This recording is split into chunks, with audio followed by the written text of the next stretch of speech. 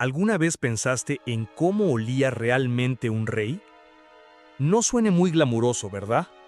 La historia nos vendió coronas relucientes, alacios dorados y tronos de terciopelo, pero olvidó un detalle esencial: el olor.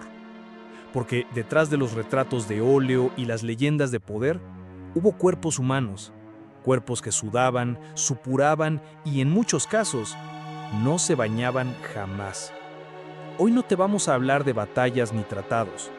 Hoy te vamos a contar lo que la historia prefirió esconder bajo la alfombra de mármol, los hábitos repugnantes de la realeza, reyes que usaban el mismo traje hasta que se caía solo, reinas que no se cambiaban de ropa interior durante semanas, palacios sin baños, cortes que olían a perfume rancio, vino seco y carne podrida. Y no estamos exagerando. Estos son datos históricos, crónicas reales escritas con la nariz tapada. Porque, aunque hoy parezca imposible, hubo imperios que se levantaron entre piojos, infecciones y hedor. ¿Sigues ahí?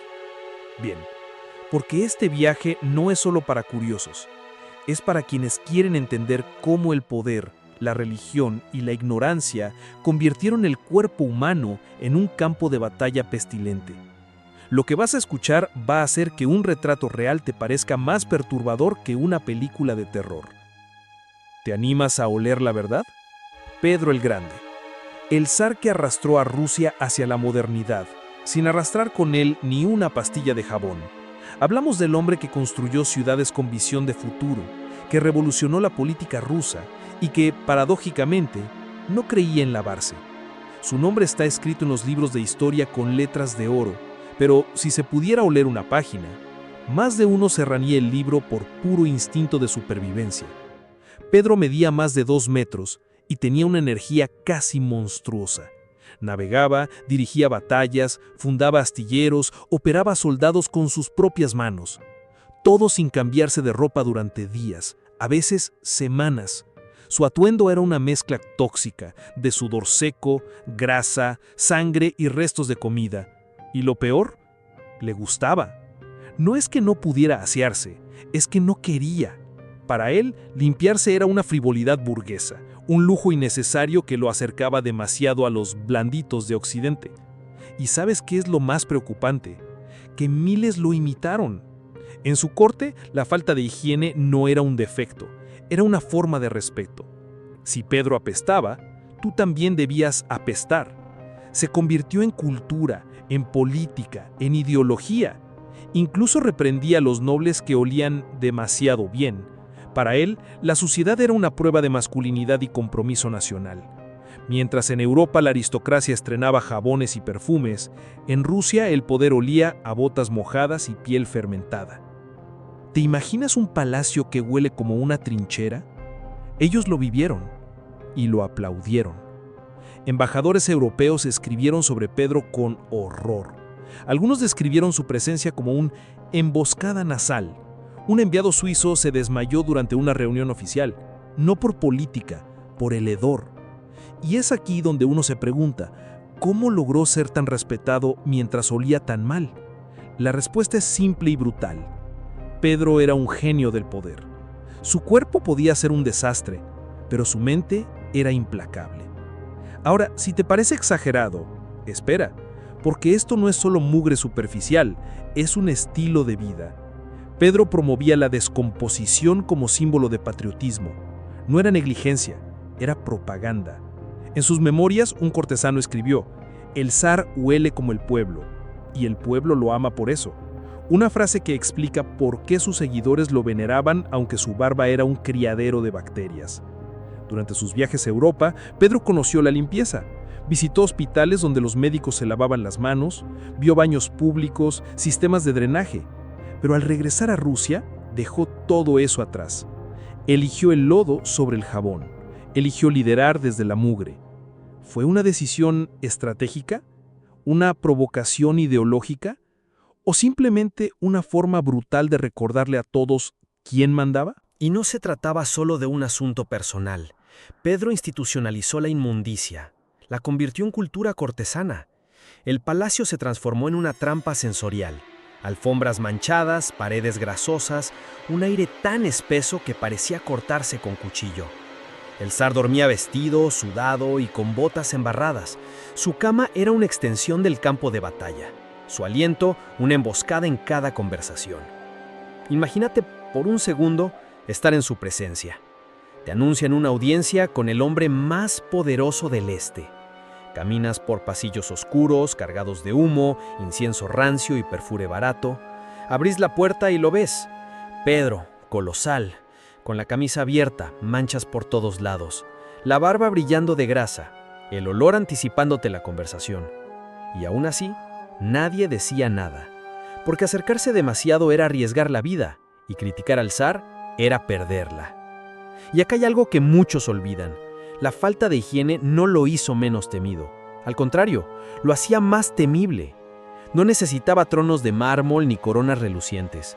Su sola presencia bastaba para doblegar voluntades.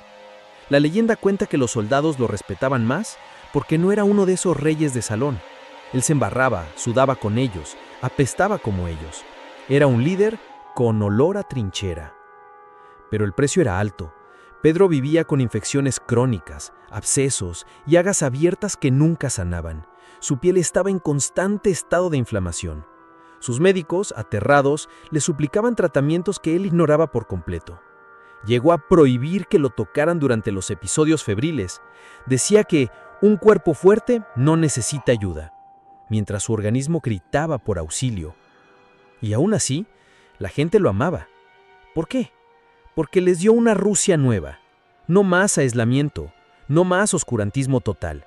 Fundó San Petersburgo sobre un pantano maldito, sí, pero también sobre una promesa. Rusia entraría al siglo XVIII con fuerza, a su manera. Una manera sucia, visceral, pero imparable. Durante sus viajes a Europa Occidental, Pedro descubrió baños públicos, agua corriente, limpieza institucional. Incluso se fascinó con los procedimientos quirúrgicos ingleses donde la higiene era clave. Pero al volver, ¿qué hizo? Nada. No instaló baños en palacios, ni mejoró las condiciones sanitarias de sus ciudadanos. Su legado fue de acero, fuego y suciedad, de progreso y podredumbre. Y aún así, ¿no es fascinante cómo alguien tan brillante pudo tener un lado tan grotesco? Esa dualidad lo convierte en un personaje imposible de olvidar. Y es precisamente esa contradicción lo que hace que no puedas dejar de mirar, porque cuanto más repulsivo parece, más quieres saber, más quieres entender. ¿Cómo pudo una nación seguir ciegamente a un hombre que apestaba a muerte? Tal vez porque Pedro representaba algo más profundo. Representaba el ruso común que trabaja hasta romperse, que suda, que sobrevive a inviernos eternos, que no tiene tiempo para preocuparse por jabones de olor. Un zar sin filtros, sin máscaras, crudo, puro instinto. Pero no te confundas, esa autenticidad tenía un precio. Sus enemigos lo sabían. Se dice que algunos intentaron usar su falta de higiene como estrategia. Lo aislaban diplomáticamente, lo ridiculizaban en caricaturas, pero nada funcionaba. Pedro no se lavaba, pero tampoco se disculpaba. ¿Y sabes qué? Esa seguridad era magnética. Incluso en la muerte dejó una última lección. Su cadáver, embalsamado a la fuerza, era tan difícil de tratar que el proceso duró días. Los médicos que trabajaron en él afirmaron que jamás habían lidiado con un cuerpo tan penetrado por la historia. Traducción: olía tan mal que el hedor quedó impregnado en las paredes del Kremlin durante semanas. Quizá lo más impactante de Pedro no sea su suciedad, sino cómo la utilizó como herramienta de poder. Él entendía algo que pocos gobernantes comprenden, que la imagen se construye no solo con lo que se muestra, sino también con lo que se tolera. Y si sus enemigos no podían soportar su olor, entonces ya había ganado. Porque Pedro no pedía permiso, no explicaba, no pedía perdón, imponía. Gobernaba con puño de hierro y aliento letal. Su barba era un estandarte de resistencia, sus ropas una armadura de mugre, y su silencio frente al asco ajeno una declaración de guerra. No es casualidad que su nombre siga retumbando, no por sus perfumes, sino por su legado, por lo que construyó, y también por lo que dejó pudrir. Su vida es la prueba de que el poder puede venir envuelto en oro o en peste, y que la historia no siempre huele bien. Así que si llegaste hasta aquí, es porque algo te atrapó. Quizá fue la intriga, quizá la repulsión, o tal vez quieres descubrir cuántos más como Pedro se escondieron tras una corona brillante y una peste real. Seguimos. Isabel I de Inglaterra, la reina virgen, la arquitecta del Imperio Británico. Una mujer que gobernó con mano firme en un mundo dominado por hombres, pero que escondía bajo capas de maquillaje blanco y vestidos dorados una verdad que muy pocos se atrevían a comentar en voz alta. Porque si Pedro el Grande usaba su mugre como un símbolo de poder masculino, Isabel hacía lo contrario, ocultaba la suciedad bajo una máscara de perfección. Pero la realidad era igual de perturbadora. Detrás de su impecable fachada había un cuerpo que apenas tocaba el agua. Una reina que se bañaba, como mucho, una vez al mes, y solo si lo necesitaba. Su rostro, famoso por su blancura sobrenatural, era en realidad una trampa mortal. La pintura blanca que usaba estaba hecha de plomo, tóxico, corrosivo, letal. Cada capa nueva no limpiaba la anterior, solo la sellaba. Sellaba el sudor, la grasa, los restos de días enteros sin aseo. Isabel no se lavaba el rostro, lo embalsamaba en vida. Y aún así, nadie podía decir nada, porque su imagen lo era todo. La reina debía parecer intocable, divina, eterna. Y si el precio era el dolor, el veneno y el hedor, que así fuera. Desde joven, Isabel comprendió que su poder dependía de su apariencia. En un mundo donde una mujer sola en el trono despertaba dudas, críticas y amenazas, ella decidió convertirse en un ícono, no en una persona, en una idea. Su piel debía ser perfecta, sus ropas impecables, su imagen inmortal. Pero la obsesión por la imagen tenía un precio físico, químico y humano. El maquillaje blanco que cubría su rostro era a base de vinagre y plomo, una mezcla corrosiva que se adhería a la piel como una segunda capa, pero que lentamente la destruía. Provocaba ampollas, heridas, infecciones, y ella seguía aplicándolo, capa tras capa, durante años. No se quitaba el maquillaje al final del día, dormía con él, y cuando despertaba añadía más. La piel real de Isabel, con el tiempo, se convirtió en un campo de batalla, agrietada, con úlceras, supuraciones, costras que nunca terminaban de cerrar. Pero nada de eso se mostraba al mundo. A los ojos de su corte era la reina de mármol, intocable. Y su pelo era otro secreto guardado bajo polvo y perfume.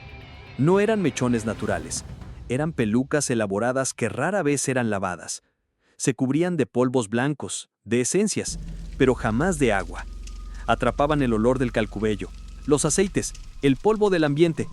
Al pasar junto a ella, algunos cortesanos decían sentir un aroma penetrante. No se atrevían a comentar nada, claro, pero lo sentían. Incluso sus vestidos, obras maestras del diseño isabelino, rara vez eran lavados. Eran demasiado delicados, demasiado caros. En lugar de limpieza, Isabel tenía dócenas, cientos, no por vanidad, sino por necesidad. Cuando uno comenzaba a oler, se lo cambiaba. Pero el problema persistía. El cuerpo bajo esos vestidos seguía sin ver el agua. Y a pesar de todo, el mito crecía. Cuanto más se deterioraba, más divina parecía. La reina virgen, la reina invencible. Pero lo que realmente había era una mujer en guerra constante contra su propio cuerpo. Su corona brillaba, su carne se pudría. No es casualidad que su nombre siga retumbando, no por sus perfumes, sino por su legado, por lo que construyó, y también por lo que dejó pudrir. Su vida es la prueba de que el poder puede venir envuelto en oro o en peste, y que la historia no siempre huele bien. Así que si llegaste hasta aquí, es porque algo te atrapó. Quizá fue la intriga, quizá la repulsión, o tal vez quieres descubrir cuántos más como Pedro se escondieron tras una corona brillante y una peste real. Seguimos. Isabel I de Inglaterra, la reina virgen, la arquitecta del Imperio Británico. Una mujer que gobernó con mano firme en un mundo dominado por hombres, pero que escondía bajo capas de maquillaje blanco y vestidos dorados una verdad que muy pocos se atrevían a comentar en voz alta. Porque si Pedro el Grande usaba su mugre como un símbolo de poder masculino, Isabel hacía lo contrario, ocultaba la suciedad bajo una máscara de perfección. Pero la realidad era igual de perturbadora. Detrás de su impecable fachada había un cuerpo que apenas tocaba el agua. Una reina que se bañaba, como mucho, una vez al mes, y solo si lo necesitaba. Su rostro, famoso por su blancura sobrenatural, era en realidad una trampa mortal. La pintura blanca que usaba estaba hecha de plomo, tóxico, corrosivo, letal. Cada capa nueva no limpiaba la anterior, solo la sellaba. Sellaba el sudor, la grasa, los restos de días enteros sin aseo. Isabel no se lavaba el rostro, lo embalsamaba en vida. Y aún así, nadie podía decir nada, porque su imagen lo era todo. La reina debía parecer intocable, divina, eterna. Y si el precio era el dolor, el veneno y el hedor, que así fuera. Desde joven, Isabel comprendió que su poder dependía de su apariencia. En un mundo donde una mujer sola en el trono despertaba dudas, críticas y amenazas, ella decidió convertirse en un ícono, no en una persona, en una idea. Su piel debía ser perfecta, sus ropas impecables, su imagen inmortal. Pero la obsesión por la imagen tenía un precio físico, químico y humano. El maquillaje blanco que cubría su rostro era a base de vinagre y plomo, una mezcla corrosiva que se adhería a la piel como una segunda capa, pero que lentamente la destruía. Provocaba ampollas, heridas, infecciones, y ella seguía aplicándolo, capa tras capa, durante años. No se quitaba el maquillaje al final del día, dormía con él, y cuando despertaba añadía más.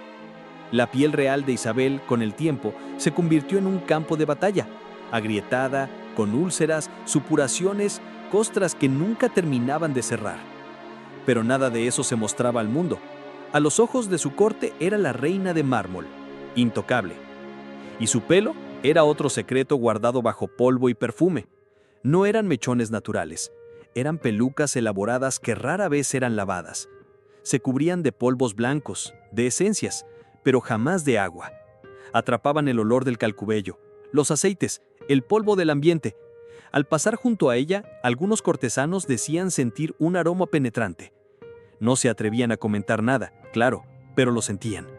Incluso sus vestidos, obras maestras del diseño isabelino, rara vez eran lavados. Eran demasiado delicados, demasiado caros. En lugar de limpieza, Isabel tenía dócenas, cientos, no por vanidad, sino por necesidad. Cuando uno comenzaba a oler, se lo cambiaba. Pero el problema persistía. El cuerpo bajo esos vestidos seguía sin ver el agua. Y a pesar de todo, el mito crecía. Cuanto más se deterioraba, más divina parecía. La reina virgen, la reina invencible. Pero lo que realmente había era una mujer en guerra constante contra su propio cuerpo. Su corona brillaba, su carne se pudría. Y si te estás preguntando, ¿cómo terminó todo esto? Quédate, porque el final de Isabel no fue trágico, fue coherente. Fue el cierre perfecto para un personaje que entendió mejor que nadie que a veces lo más poderoso no es lo que se muestra, sino lo que se oculta. Isabel murió en su lecho, sola, envuelta en capas de seda, polvo y silencio. No permitió que nadie la viera en sus últimas horas. No hubo lágrimas públicas ni gestos sentimentales. Solo la muerte de un mito que se había sostenido con hierro, inteligencia y veneno. Cuando retiraron su cuerpo, los que la prepararon para el entierro dejaron anotado en sus registros un detalle que no aparece en los libros: el olor. Una mezcla densa de perfumes rancios, sudor antiguo y descomposición química. El legado oculto de una vida sin agua, sin alivio y sin descanso.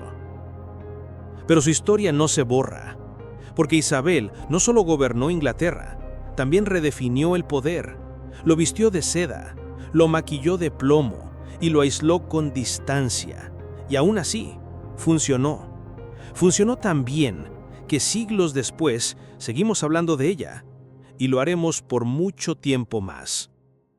Si creías que ya habíamos llegado al punto más extremo, te adelanto algo. Todavía queda una historia más sucia, más descompuesta y más perturbadora. No te vayas. Lo peor está por venir.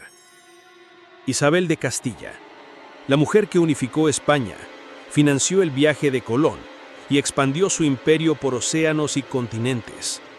Fue reina, cruzada, santa, pero también protagonista de uno de los hábitos más desconcertantes de la historia real. No se bañó.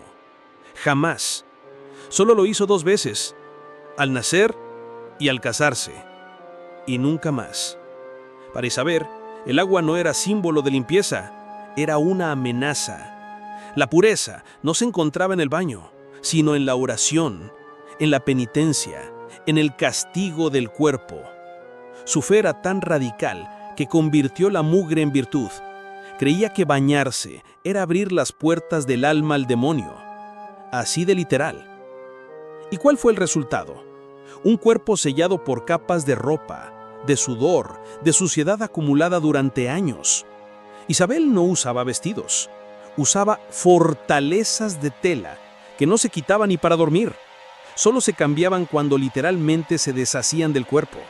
Y lo que había debajo era una historia que no se contaba en los libros, pero sí en los olores.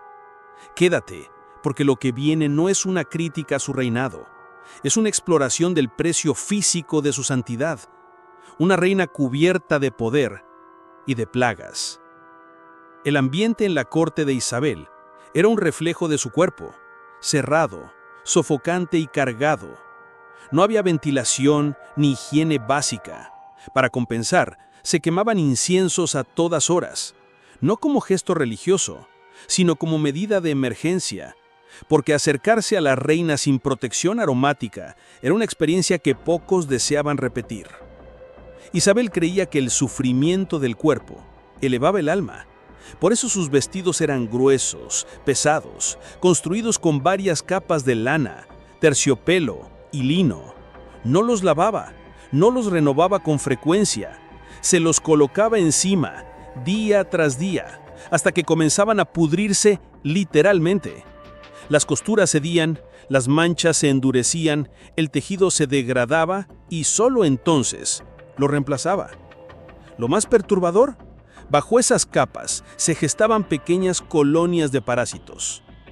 Su piel rara vez veía la luz, cubierta casi en su totalidad por ropa, transpiraba sin tregua. La humedad quedaba atrapada, alimentando la proliferación de piojos, pulgas y bacterias. Los cortesanos lo sabían, los sirvientes lo sufrían. Muchos debían quemar incienso mientras la atendían. Algunos dejaban anotaciones en sus diarios.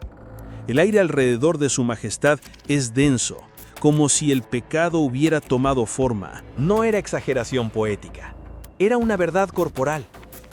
La reina santa no tenía olor a incienso, tenía olor a encierro. Y su santidad no brillaba, apestaba. Y aún así, su imagen pública era intocable. A los ojos del pueblo, Isabel era una enviada de Dios, una líder incorruptible.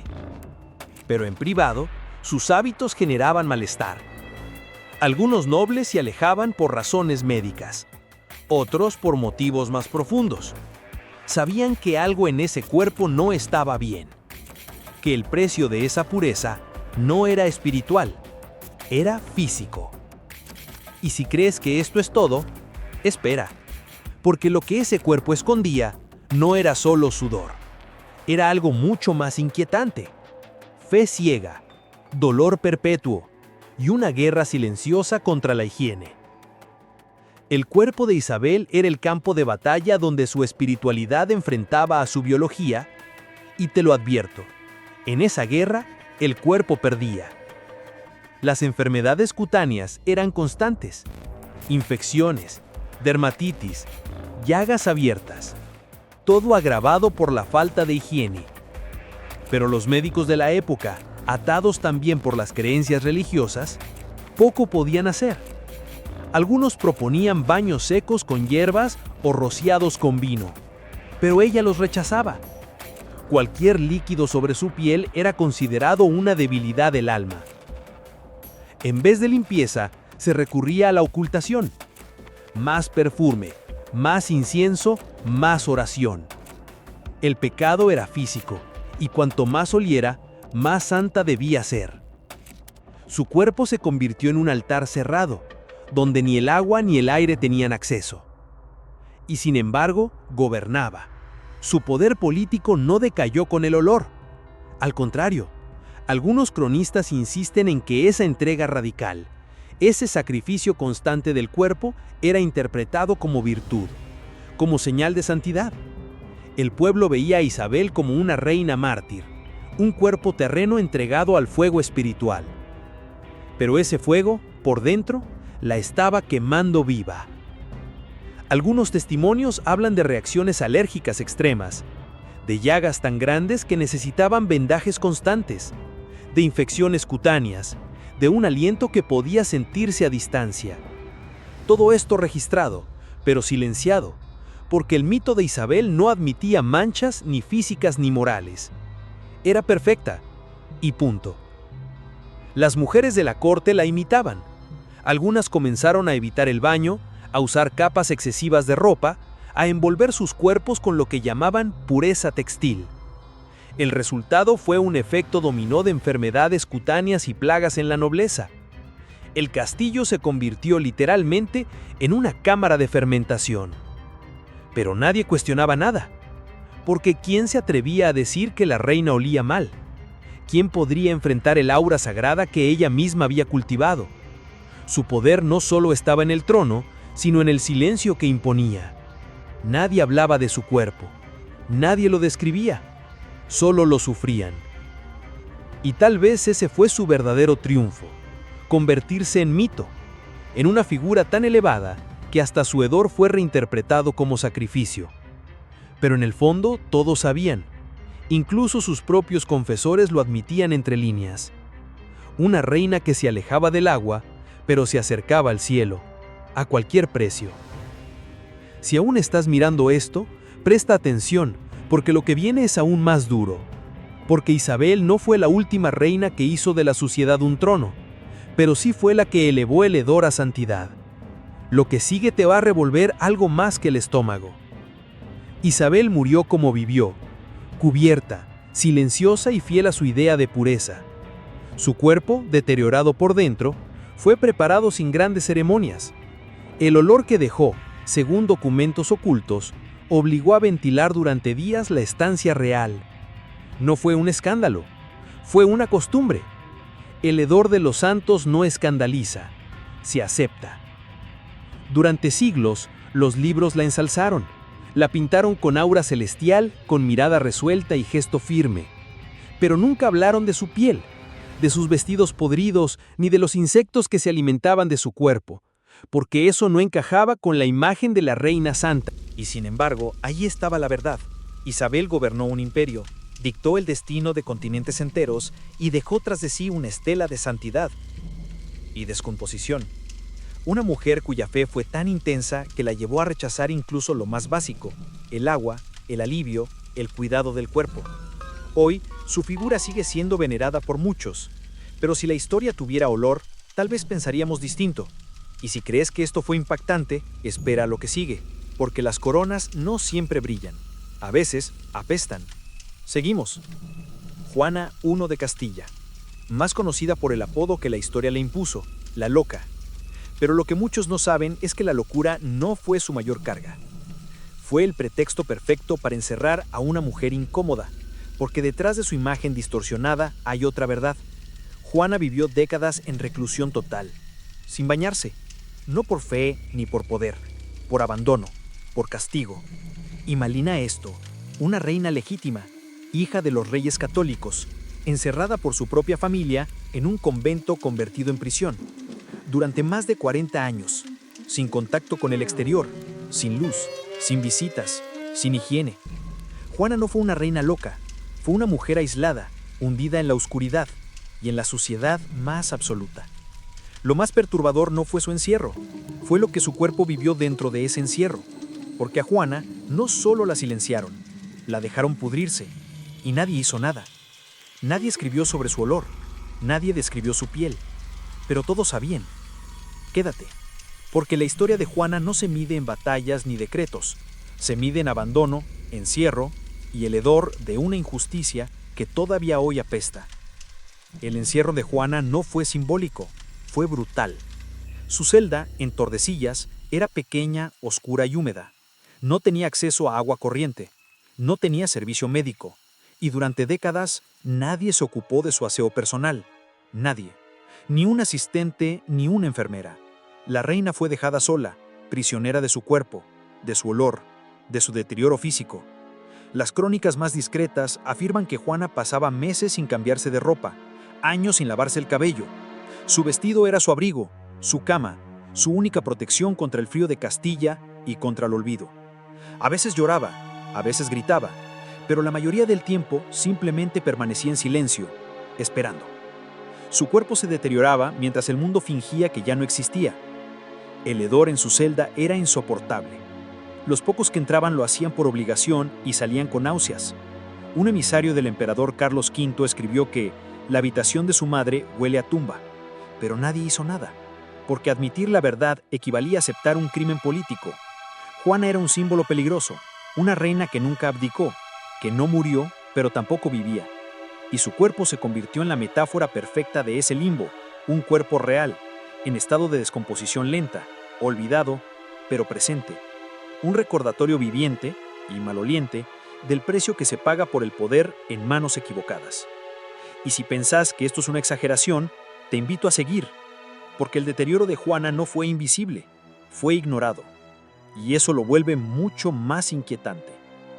Algunos informes del monasterio hablan con eufemismos. Dicen que la reina no toleraba el agua, que rechazaba cualquier intento de aseo, que prefería estar sola. Pero lo que no dicen es que nadie insistía, nadie la cuidaba, y el deterioro era evidente. Su piel se llenó de llagas abiertas, úlceras que se infectaban constantemente y sarpullidos que cubrían gran parte de su torso. Su aliento se volvió tan fétido que los sacerdotes se confesaban con ella a distancia.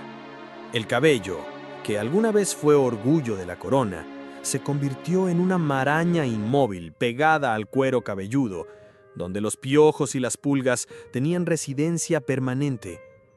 Los vestidos no se lavaban, no se cambiaban, solo se desintegraban con el tiempo, y cuando finalmente eran reemplazados, había que cortar la tela del cuerpo porque la piel ya estaba pegada a la costura.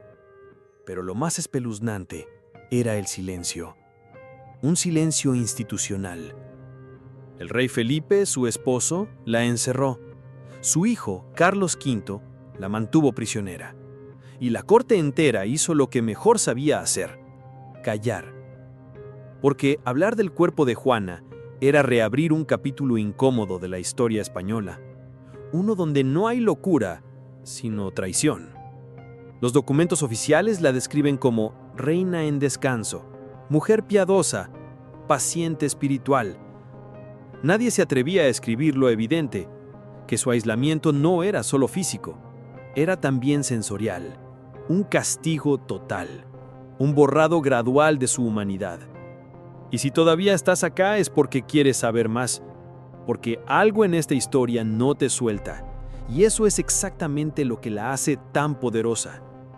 Lo irónico es que, mientras su cuerpo se descomponía en la oscuridad, su imagen seguía figurando en los sellos reales. Era reina en papel, reina en las monedas, reina en los títulos, pero reina sin trono, sin voz y sin limpieza. En cada documento, su nombre aparecía con respeto. En la práctica, su cuerpo se consumía. Era mantenida viva como un recordatorio, pero sin dignidad. Incluso en su ropa, ya vieja y marchita, se repetía el bordado: Johanna Dei Grazie Regina. Juana, por la gracia de Dios, reina. Pero qué gracia había en dejarla cubierta de pústulas y moscas. A veces se permitían visitas esporádicas, bajo estrictas condiciones. Testigos contaban que no podían soportar estar más de unos minutos junto a ella, no por su carácter, sino por el ambiente. El olor no solo salía de su cuerpo, Salía de las paredes, de la piedra, de los tapices que jamás se renovaban. Era una prisión que también respiraba su abandono. Y aún así, el relato oficial hablaba de una reina devota, una mártir de su propia mente. Pero si el alma estaba enferma, ¿por qué nadie curó su cuerpo? ¿Por qué ningún historiador detalló el hedor? La respuesta es incómoda, porque resultaba más conveniente convertirla en una leyenda trágica que admitir la crueldad de haberla dejado pudrir en vida. Juana no fue loca, fue descompuesta, literalmente. Y si esta historia te parece brutal, no es casualidad. Algunas verdades no están hechas para el bronce, están hechas para recordarnos que el poder, sin compasión, puede oler tan mal como una celda cerrada durante 40 años. Juana murió en 1555, a los 75 años, en la misma prisión donde pasó casi toda su vida, sin ceremonia, sin homenaje, solo el silencio. Los encargados del monasterio afirmaron que su cuerpo estaba tan deteriorado que el proceso de preparación fue una tortura más. La piel se desprendía, el cabello estaba podrido. Su aliento al final se sentía desde fuera de la habitación. No hubo palabras de disculpa, no hubo revisión histórica, solo una lápida más, un cuerpo menos y una reina que había sido olvidada incluso antes de morir. Pero no podemos ignorar este relato, porque Juana no fue un episodio aislado, fue una advertencia histórica, una prueba de cómo el poder puede usar la locura como excusa y la higiene como castigo. Hoy su imagen aún aparece en museos, retratada con dignidad como si su historia hubiera sido justa, pero ya sabes que no lo fue. Y si este capítulo te incomodó, espera, porque lo que viene es aún más brutal, más inhumano y sí, más repugnante. Vas a necesitar estómago para lo que sigue. Enrique IV de Castilla, apodado el Impotente por sus enemigos, señalado por su corte, cuestionado por su linaje. Pero más allá de los escándalos políticos o los rumores de alcoba, Enrique arrastraba un problema mucho más evidente y mucho más nauseabundo: su total desprecio por la higiene. Su presencia era temida, no por su espada ni por su autoridad, sino por su hedor. Quienes lo rodeaban hablaban de un rey que olía antes de llegar, que impregnaba las telas, los salones, los tronos. Enrique no se bañaba, no se cambiaba, no se aseaba. Su cuerpo era una protesta permanente contra el jabón, el agua y el mínimo cuidado. Y aunque muchos se atrevían a criticarlo por sus decisiones políticas, casi nadie decía en voz alta lo que todos sabían, que era difícil estar cerca de él sin contener el aliento, porque Enrique no gobernaba con puño de hierro, gobernaba con un aura densa, caliente, pestilente. Y esto recién empieza, porque su relación con la suciedad no era casual, era estructural, era identidad. Y si pensás que nada puede superar lo que ya vimos, prepárate para un capítulo que huele a escándalo, literalmente. Los testimonios sobre Enrique IV coinciden en algo. Su descuido personal no era accidental, era constante, sistemático. Al rey no le gustaban los perfumes, ni los baños, ni los cambios de ropa. Usaba los mismos trajes durante semanas. Dormía con ellos, comía con ellos, sudaba con ellos. Y cuando ya no podían más, los mandaba a reparar, no a lavar. Su cama era otro foco de espanto. Las crónicas la describen como empapada en sudor, humedad y excremento de piojo, porque Enrique no solo evitaba el agua, también evitaba la limpieza de su entorno. Su cuarto tenía un olor rancio, pesado, mezclado con restos de comida, vino seco y transpiración. Muchos sirvientes pedían rotación para no tener que acercarse a sus aposentos. Y si alguien pensaba que podía convencerlo de cambiar, se equivocaba. Enrique consideraba que preocuparse por la higiene era cosa de cortesanos frívolos, de nobles débiles, de enemigos que solo querían que perdiera tiempo en banalidades. Su desprecio era tan profundo que llegó a prohibir que se le mencionara el tema. Hablar de baños en su presencia era casi una ofensa. El deterioro físico fue inevitable. Enrique sufría de erupciones, infecciones cutáneas, hongos y un aliento descrito como mortífero. Su barba estaba siempre enmarañada, su cabello graso caía sobre su frente y su piel adquiría un tono pálido, enfermizo. Pero su actitud era desafiante. Él no necesitaba verse bien, él era rey. Punto. Lo más alarmante es que muchos miembros de su entorno comenzaron a imitarlo, por adulación, por miedo. Algunos nobles dejaron de bañarse, otros redujeron su aseo a simples friegas con paños secos. La corte se convirtió en un centro de hedor institucional, donde el perfume era sospechoso, donde oler bien era casi un acto de traición. Y si esto ya te parece grotesco, aún falta lo peor, porque el cuerpo de Enrique no solo olía, también enfermaba a los demás. Los médicos del rey no podían más. Algunos intentaron aplicar ungüentos, recomendar baños de asiento e incluso sugerir que se cambiara de sábanas más seguido, pero Enrique se negaba. Desconfiaba de todo lo que viniera con aroma a jabón. Su idea de fortaleza era resistir la incomodidad, ignorar el cuerpo, pasar por encima del pudor. El resultado fue una corte que comenzó a enfermar lentamente. Infecciones respiratorias, sarpullidos, hongos compartidos entre criados y nobles. La salud general se deterioraba al ritmo del hedor del rey, pero nadie se atrevía a culparlo, porque señalarlo era conspirar, y conspirar, en la Castilla del siglo XV, era una sentencia. Algunos cronistas llegaron a escribir que el aire del salón real estaba espeso, como si fuera visible. Y esa frase lo resume todo. Enrique no dejó un legado de conquistas ni de victorias. Dejó una atmósfera, una nube, una presencia que invadía cada rincón y cada nariz. Murió en 1474, sin haberse reconciliado con su cuerpo.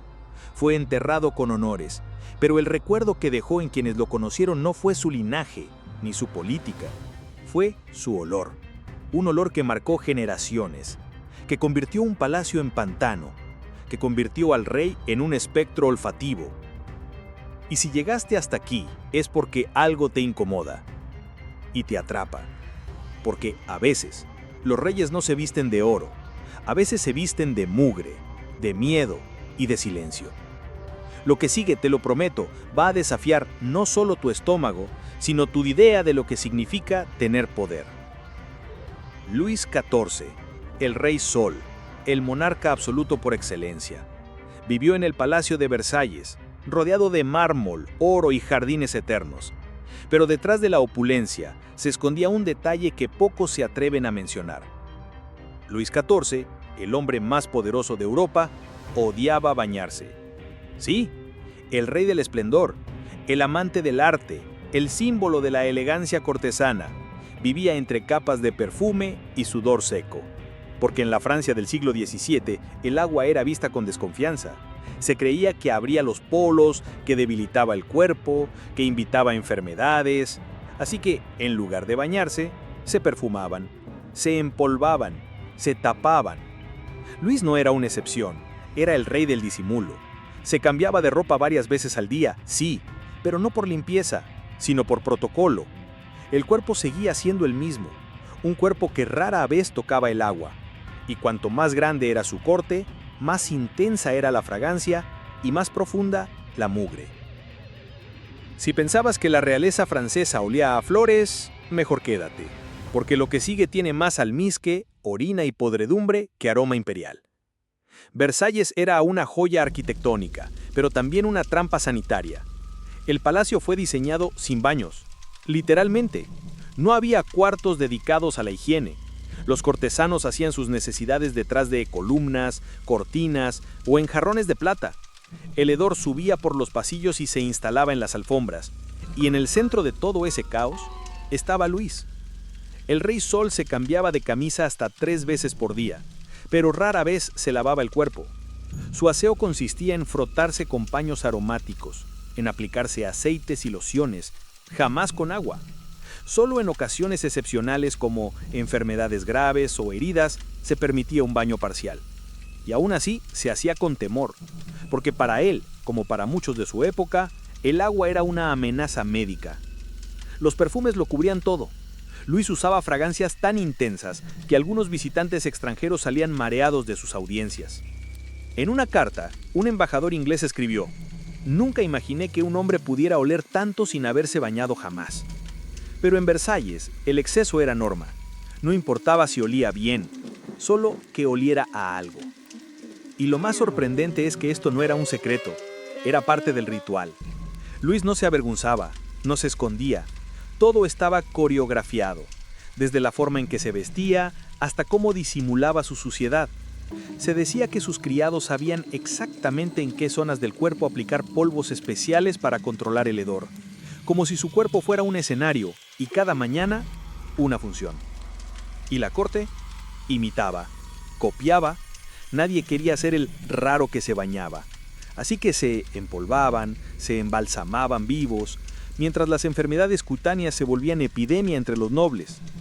El sarpullido, la caspa crónica, los abscesos eran comunes y en cierto modo parte del paisaje. Un precio más por pertenecer al mundo de Versalles. Y aún así, Luis reinaba, brillaba, su imagen era perfecta, porque en la historia la luz del sol tapa las manchas, pero no elimina el olor. Y lo más inquietante, aún no te lo conté. Luis murió en 1715, luego de más de 7 décadas en el trono. Lo enterraron con honores, envuelto en seda, como el dios viviente que decían que era. Pero su cuerpo, cuando fue preparado para el entierro, dejó una impresión clara. No olía a gloria. Los monjes que lo amortajaron anotaron que debieron abrir ventanas, no por calor, por necesidad. Y tal vez esa es la gran ironía, que el rey más brillante del siglo XVIII construyó una imagen impecable sobre un cuerpo que nunca conoció el agua, que detrás del mármol, del oro, de las pelucas y los abanicos, había un ser humano cubierto de sudor, aceite, perfume y costras. Hoy su retrato sigue colgado en museos, su nombre aparece en los libros, pero la historia no siempre se cuenta con palabras. A veces se recuerda por lo que no se dice.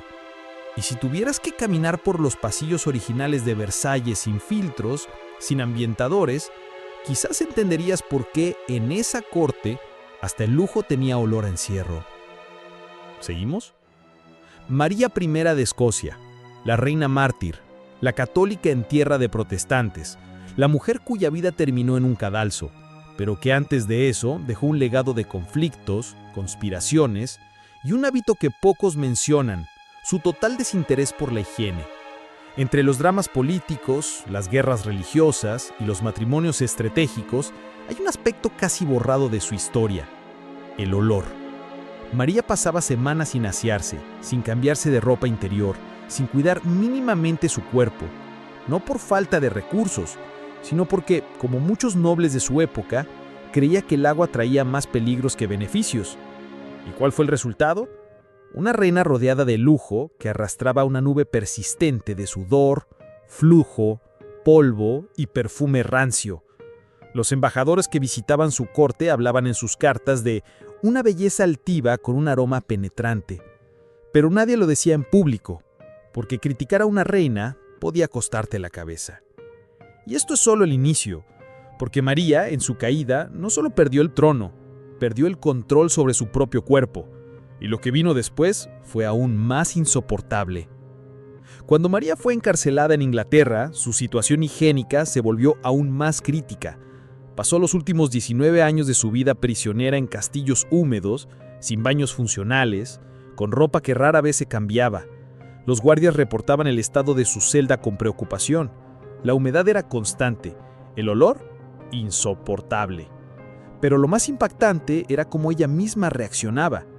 No pedía agua, no pedía bañeras, pedía incienso, pañuelos perfumados, pétalos secos para esparcir en las alfombras.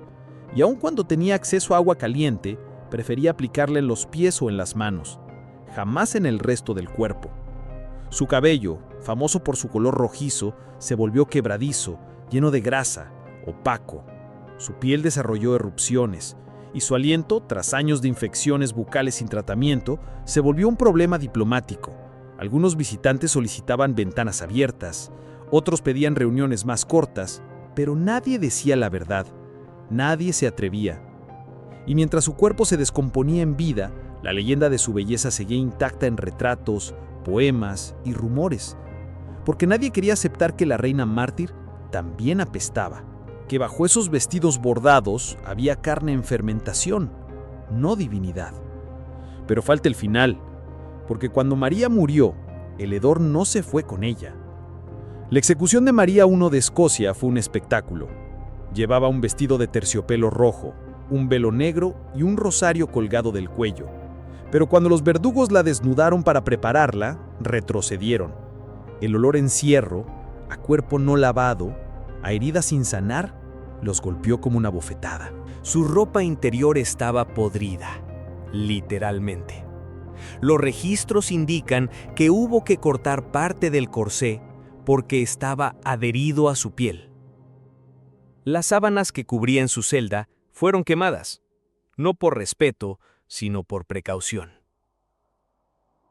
Pero nada de eso aparece en los libros de historia. Lo que se repite es la imagen heroica, la última oración, la dignidad. Porque en la narrativa oficial, los cuerpos reales no sudan, no supuran, no huelen. Y sin embargo, María I fue un cuerpo olvidado, abandonado, convertido en ícono, pero ignorado en su humanidad. Hoy, su figura sigue viva en pinturas románticas, en películas, en novelas históricas. Pero si pudiéramos acercarnos de verdad a su celda, tal vez entenderíamos que la santidad no borra el sudor y que a veces la historia huele, y muy mal.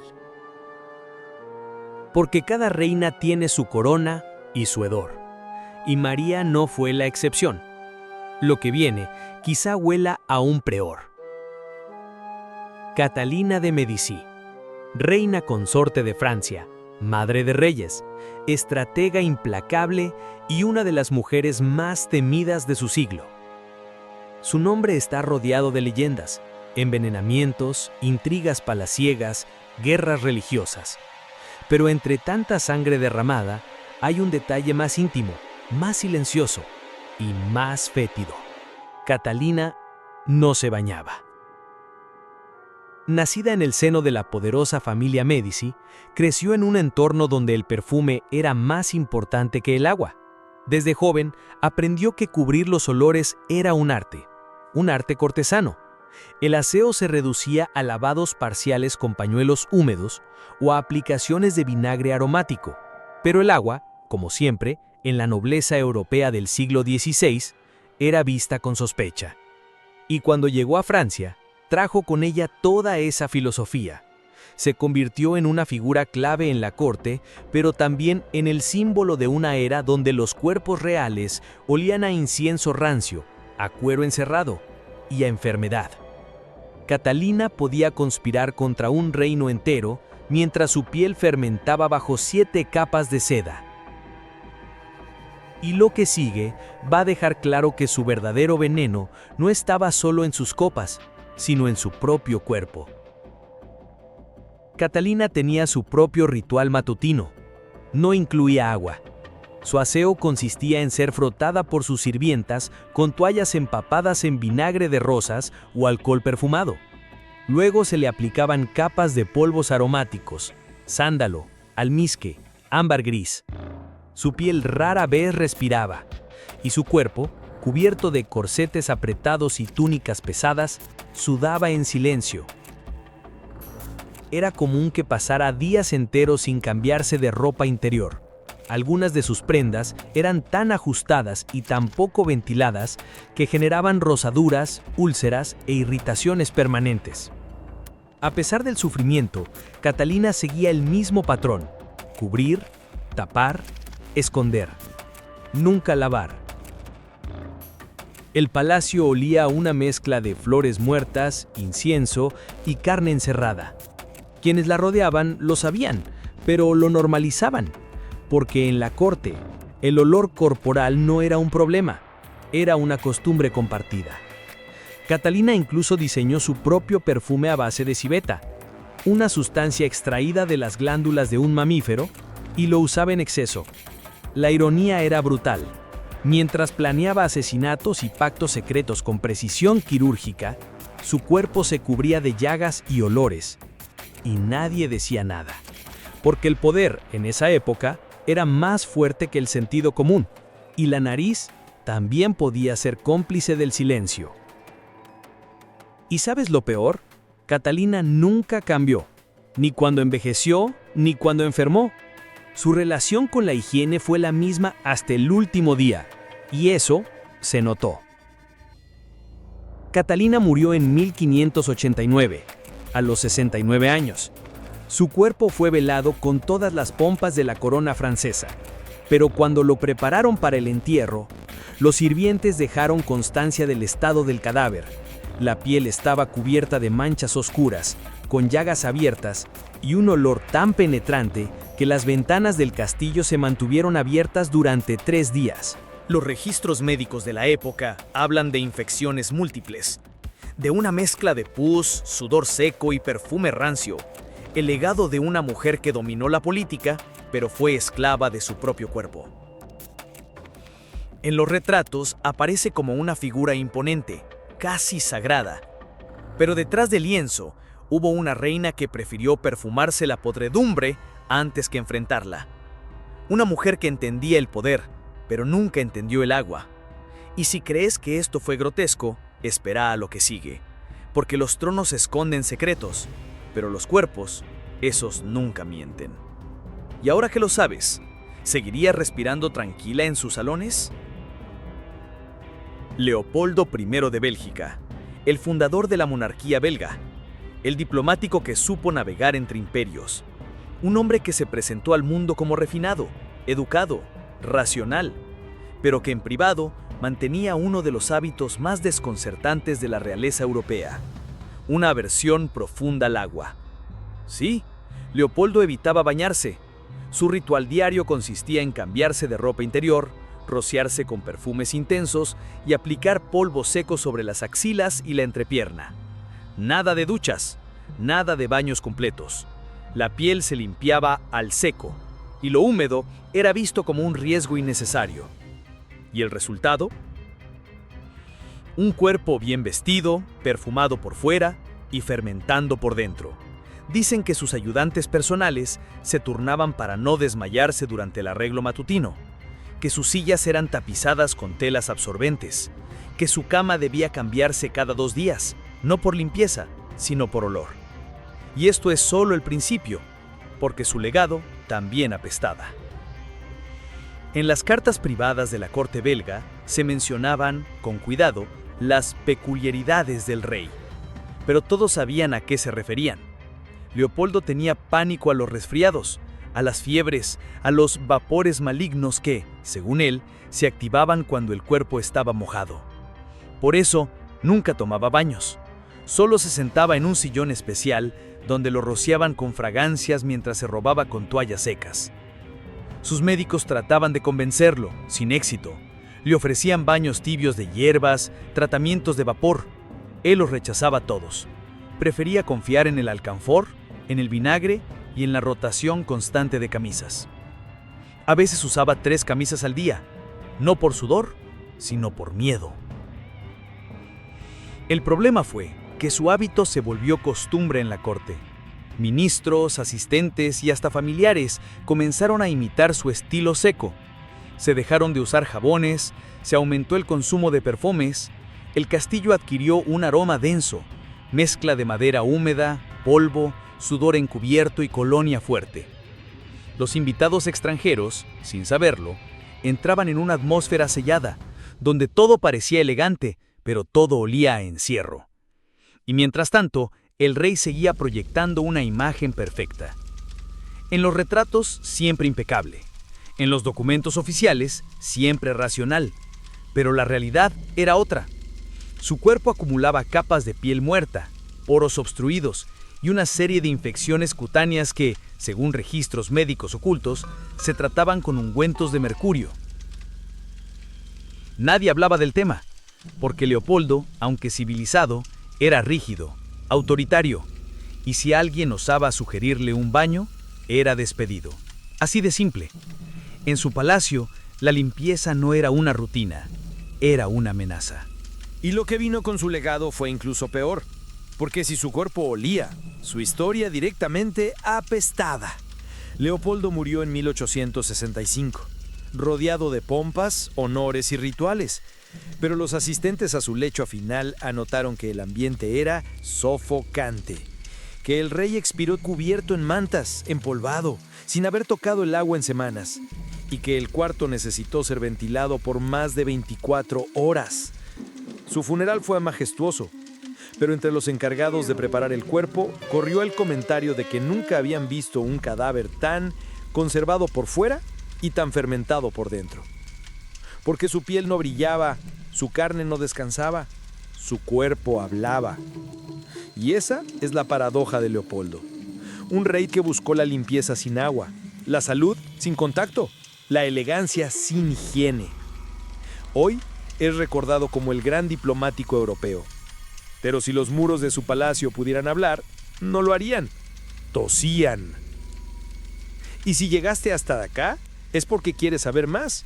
Y lo que viene va a escupirte en la cara. Después de todo lo que viste, quizá la historia no te huela igual. Reyes, reinas, imperios, todos escondían secretos bajo capas de perfume, poder y podredumbre. La corona brillaba, pero el cuerpo se descomponía.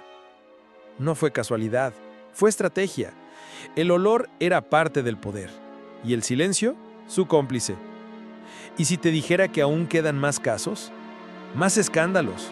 ¿Más cuerpos olvidados por los libros, pero no por la memoria? Si quieres seguir descubriendo las verdades que la historia maquilló, suscríbete y activa la campanita.